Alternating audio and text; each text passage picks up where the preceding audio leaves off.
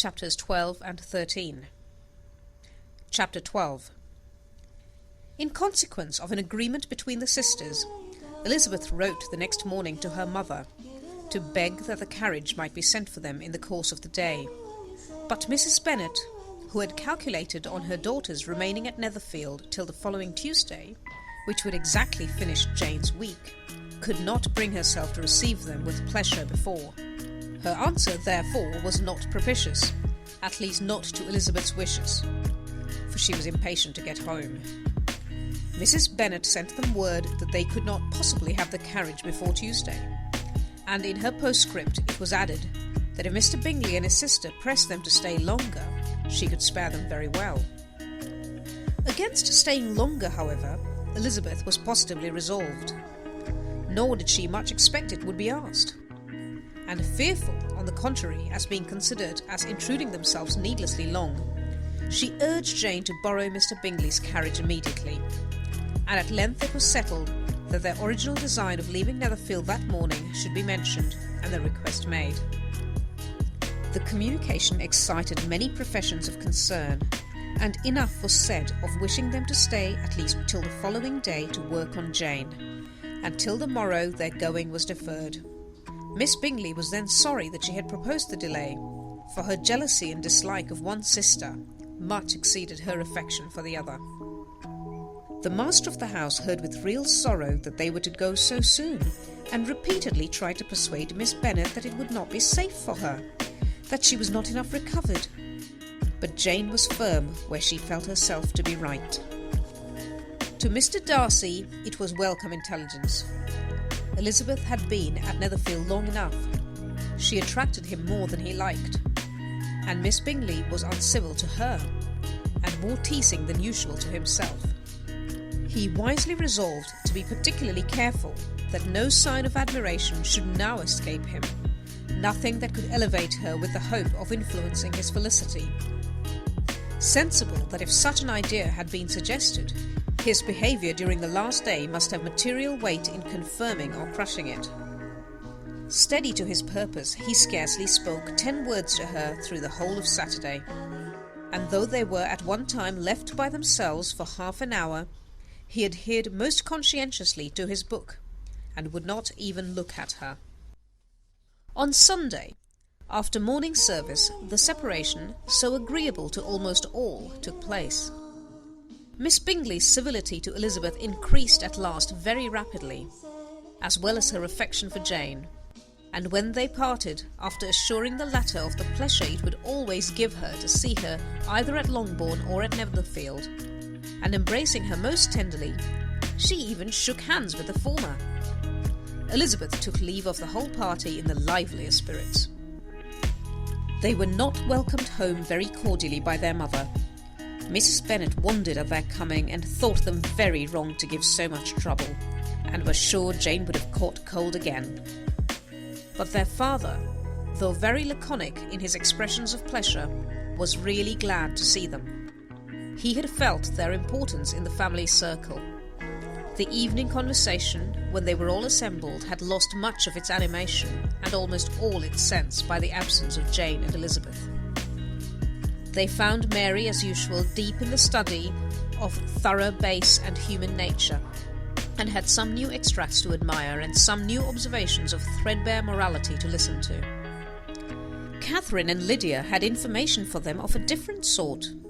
Much had been done and much had been said in the regiment since the preceding Wednesday. Several of the officers had dined lately with their uncle, a private had been flogged, and it had actually been hinted that Colonel Forster was going to be married. Chapter 13. "I hope, my dear," said Mr. Bennet to his wife, as they were at breakfast the next morning, "that you have ordered a good dinner today, because I have reason to expect an addition to our family party." "Who do you mean, my dear? I know of nobody that is coming. I am sure unless Charlotte Lucas should happen to call in, and I hope my dinners are good enough for her. I do not believe she often sees such at home. The person of whom I speak is a gentleman and a stranger." Mrs. Bennet's eyes sparkled. "A gentleman and a stranger? It is Mr. Bingley, I'm sure. Why, Jane, you never dropped a word of this, you sly thing. Well, I'm sure I shall be extremely glad to see Mr. Bingley. But, good Lord, how unlucky! There is not a bit of fish to be got to-day. Lydia, my love, ring the bell. I must speak to Hill this moment. It is not Mr. Bingley, said her husband. It is a person whom I never saw in the whole course of my life. This roused a general astonishment, and he had the pleasure of being eagerly questioned by his wife and 5 daughters at once. After amusing himself some time with their curiosity, he thus explained. About a month ago I received this letter, and about a fortnight ago I answered it, for I thought it a case of some delicacy and requiring early attention. It is from my cousin Mr. Collins, who, when I am dead, may turn you all out of this house as soon as he pleases. Oh, my dear, cried his wife, I cannot bear to hear that mentioned. Pray do not talk of that odious man. I do think it's the hardest thing in the world that your estate should be entailed away from your own children. And I'm sure if I had been you, I should have tried long ago to do something or other about it. Jane and Elizabeth attempted to explain to her the nature of an entail. They had often attempted it before, but it was a subject on which Mrs. Bennet was beyond the reach of reason, and she continued to rail bitterly against the cruelty of settling an estate away from a family of 5 daughters in favour of a man whom nobody cared anything about. It certainly is a most iniquitous affair, said Mr. Bennet, and nothing can clear Mr. Collins from the guilt of inheriting Longbourn. But if you will listen to his letter, you may perhaps be a little softened by his manner of expressing himself. No, that I am sure I shall not, and I think it was very impertinent of him to write to you at all, and very hypocritical. I hate such false friends. Why could not he keep on quarrelling with you as his father did before him? Why, indeed, he does seem to have some filial scruples on that head, as you will hear. Hunsford, near Westerham, Kent, 15th October. Dear Sir, the disagreement subsisting between yourself and my late honoured father always gave me much uneasiness, and since I have had the misfortune to lose him, I have frequently wished to heal the breach, but for some time I was kept back by my own doubts, fearing lest it might seem disrespectful to his memory for me to be on good terms with anyone with whom it had always pleased him to be at variance. There, Mrs. Bennet. My mind, however, is now made up on the subject, for having received ordination at Easter, I have been so fortunate as to be distinguished by the patronage of the Right Honourable Lady Catherine de Bourgh, widow of Sir Lewis de Bourgh, whose bounty and beneficence has preferred me to the valuable rectory of this parish, where it shall be my earnest endeavour to demean myself with grateful respect towards her ladyship, and be ever ready to perform those rites and ceremonies which are instituted by the Church of England. As a clergyman, moreover, I feel it my duty to promote and establish the blessing of peace in all families within the reach of my influence. And on these grounds I flatter myself that my present overtures of goodwill are highly commendable, and that the circumstance of my being next in the entail of Longbourn estate will be kindly overlooked on your side, and not lead you to reject the offered olive branch. I cannot be otherwise than concerned at being the means of injuring your amiable daughters, and beg leave to apologize for it, as well as to assure you of my readiness to make them every possible amends, but of this hereafter. If you should have no objection to receive me into your house, I propose myself the satisfaction of waiting on you and your family Monday, November 18th by 4 o'clock, and shall probably trespass on your hospitality till the Saturday se'nnight following, which I can do without any inconvenience, as Lady Catherine is far from objecting to my occasional absence on a Sunday, providing that some other clergyman is engaged to do the duty of the day. I remain, dear sir, with respectful compliments to your lady and daughters, your well-wisher and friend, William Collins. At 4 o'clock, therefore, we may expect this peacemaking gentleman, said Mr. Bennet as he folded up the letter. He seems to be a most conscientious and polite young man, upon my word, and I doubt not will prove a valuable acquaintance, especially if Lady Catherine should be so indulgent as to let him come to us again.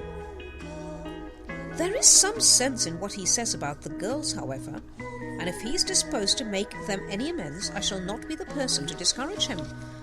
Though it is difficult, said Jane, to guess in what way he can mean to make us the atonement he thinks our due. The wish is certainly to his credit. Elizabeth was chiefly struck with his extraordinary deference for Lady Catherine, and his kind intention of christening, marrying, and burying his parishioners whenever it were required. He must be an oddity, I think, said she. I cannot make him out. There is something very pompous in his style. And what can he mean by apologizing for being next in the entail? We cannot suppose he would help it if he could. Can he be a sensible man, sir? No, my dear, I think not. I have great hopes of finding him quite the reverse. There is a mixture of civility and self-importance in his letter which promises well. I am impatient to see him. In point of composition, said Mary, his letter does not seem defective. The idea of the olive branch perhaps is not wholly new, yet I think it is well expressed. To Catherine and Lydia, neither the letter nor its writer were in any degree interesting.